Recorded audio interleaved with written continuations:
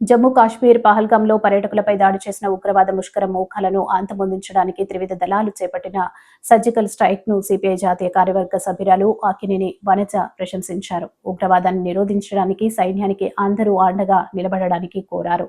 స్థానిక సిపిఐ కార్యాలయంలో శుక్రవారం జరిగిన మీడియా సమావేశంలో ఆమె మాట్లాడుతూ, ఇద్దరు మహిళలు ఏకకాలంలో 9 ఉగ్రవాద శిబిరాలపై దాడి చేసి విజయవంతంగా తిరిగి రావడం అభినందనీయమన్నారు. అఖిలపక్ష పార్టీలని ఉగ్రవాద నిర్మూలనకు తీసుకునే చర్యలకు కేంద్ర ప్రభుత్వానికి, సైన్యానికి మద్దతుగా నిలుస్తామని ఇప్పటికే ముక్త కంఠంతో ప్రకటించారు.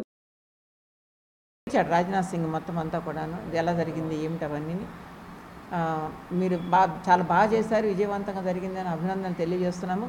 భవిష్యత్తులో మీరు ఈ రకమైనటువంటి చర్యలకు వెళ్ళే సందర్భంలో మేము ఖచ్చితంగా బలపరుస్తాము, మా సపోర్ట్ ఉంటుందని చెప్పేసి అని చెప్పడం జరిగింది. ఆ మేరకు ప్రభుత్వము 22వ తారీఖునటువంటి దాడి, ఆ తర్వాత జరిగినటువంటి అనేక చర్యలు, నిజంగానే 9 ప్రాంతాల్లో సైమల్టేనియస్గా దాడి చేయటం అంటే it's not a small issue. దాని వెనకమాల చాలా పెద్ద కృషి, దాని వెనక చాలా పెద్ద ప్రయత్నము, చాలా అలర్ట్నెస్, చాలా వ్యూహాత్మకమైనటువంటి అడుగులు ఇవన్నీ కూడా ఉంటాయి.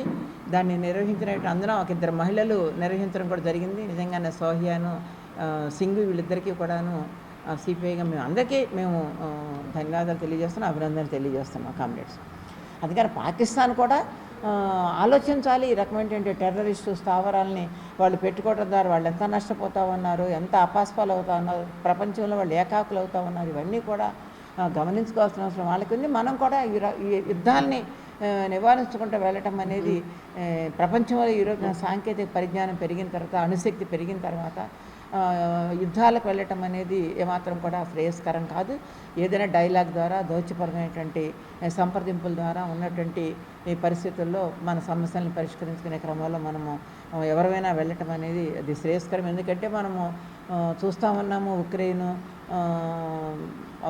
రష్యా వారు చూస్తూ ఉన్నాము, రావణాసుర కాష్టంలాగా పాలస్తీనా చూస్తూ ఉన్నాము, ఇజ్రాయిల్, ఇవన్నీ కూడా ఏంటంటే చాలా మూల్యం చెల్లిస్తూ ఉన్నారు. అందుకనే ఆ వైపుగా కాకుండా కొంత డైలాగ్ రూపంలో భవిష్యత్తులో వచ్చేటువంటి సమస్యలను పరిష్కారం వైపుగా ఆలోచించేయాలని చెప్పేసి ప్రభుత్వాలు మేము భావిస్తూ ఉన్నాం. జనరల్ స్ట్రైక్ సిపిఐగా మేము సంపూర్ణ మద్దతును ప్రకటిస్తూ ఉన్నాము.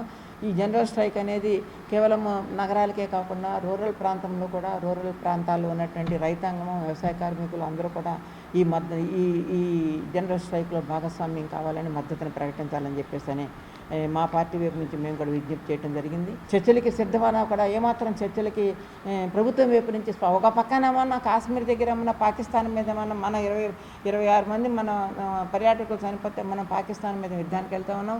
ఇక్కడ ఏమన్నా అదే మిలిటరీ తోటి ఏమన్నా మన జనాన్ని, మన ప్రజల్ని, మన ఆదివాసీల మీద దాడి జరగటం అనేది చాలా హేయమైనటువంటి చర్య. ప్రభుత్వం ఈ రకమైనటువంటి మారణ హోమం మాత్రం అందరూ కూడా నిర్బంధంగా ఖండించాల్సిన అవసరం ఉంది. మేమైతే ఈ రకమైన మారణ హోమాన్ని ఖండిస్తూ ఉన్నాము. ప్రభుత్వము ఆలోచించాలి, దీనికి ఒక రాజకీయ సమస్యగా ఆలోచించి, రాజకీయ సమస్యగా ఆ కోణంలో దీన్ని పరిష్కారం కోసం ఆలోచించాలని చెప్పేసి ప్రభుత్వానికి సిపిఐగా మేము విజ్ఞప్తి చేస్తూ ఉన్నాము. భవిష్యత్తు నిర్ణయాలని కొన్ని ఎంపిక చేసుకోవడం జరిగింది. ఈ సంవత్సరం పార్టీ శతవసంతాలు పూర్తి సందర్భంగా మరోపక్క జాతీయ, రాష్ట్ర, జిల్లా, నియోజకవర్గ, పట్టణ, మండల శాఖ మహాసభలు కూడా ప్రారంభమవుతున్నాయి. మరోపక్క ఎన్నికలు పూర్తయి సంవత్సర కాలం దగ్గరికి వస్తుంది. సంవత్సర కాలంలో ప్రజలు ఇచ్చిన హామీలను ఇంకా నెరవేర్చట్లేదు.